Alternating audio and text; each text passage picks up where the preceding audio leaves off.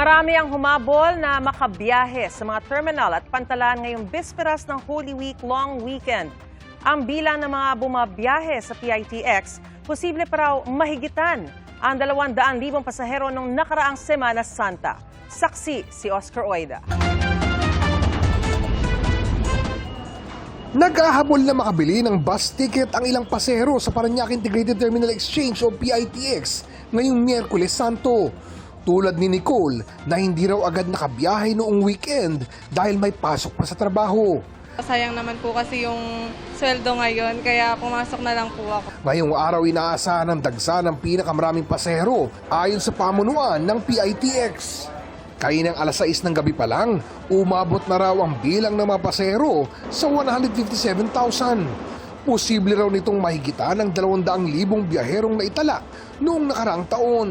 Napakataas ng presyo ng produktong petrolyo. Nakikita natin na yung mga dating motorista na nagdadala ng kanilang mga pribadong sasakyan patungo sa mga probinsya, ngayon nagpa-public transport na o nagbubus na. Sabat naman anya mga bus para sa mga pasahero ngayon dahil sa mga na-isyong special permit. In the past few days, nagsabi na ilan sa ating mga operators na magbabawas sila ng mga biyahe. Pero thankfully, sumunod yung mga transport operators natin na magpadala pa rin sila ng kanilang mga units dito. Ang mga naipaulat namang iligal na taas pasahe ng ilang bus company kamakailan na ibalik na raw sa dating presyo. Wala pa namang pinataw na suspension as far as I know, at saka kailangan din naman natin serbisyon lang. Sunod-sunod naman ang inspeksyon ng mga otoridad para sa seguridad sa terminal.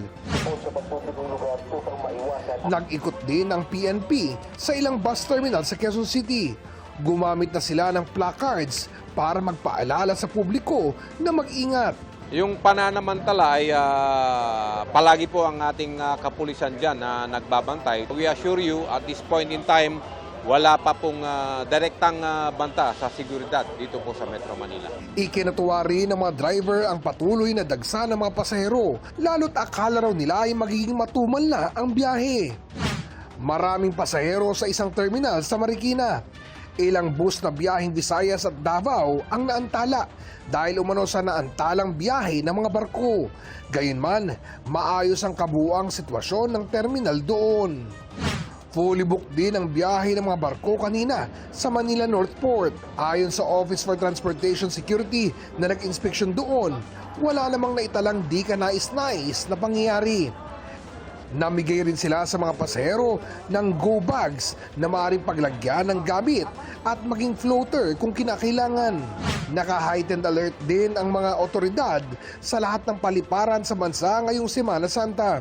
Sa paliparan ng Puerto Princesa, Palawan, nakumpiska sa isang pasahero ang 2 magazine ng M16 na may 65 live ammunition. Di siya pinayagang makalipad pa Maynila kahapon. Ayon sa DOTR-OTS, 200 basyo ng bala at live ammunition ang nakumpiska sa mga pasahero sa lahat ng paliparan simula noong Linggo.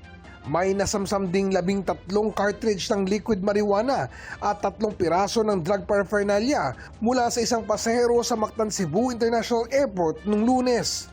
Na-inquest na ang naturang pasahero para sa paglabag ng Dangerous Drugs Act. Sa NAIA Terminal 3, dumami ang mga pasahero kaninang hapon. Ayon kay DOTR Secretary Giovanni Lopez, kumikilos ang pamahalaan para maibsan ang epekto ng krisis dahil sa mahal na petrolyo. Sa mga susunod na araw, kung magtataas man ang ating pamasahe pagdating sa airfare natin, I think ay minimal lang po.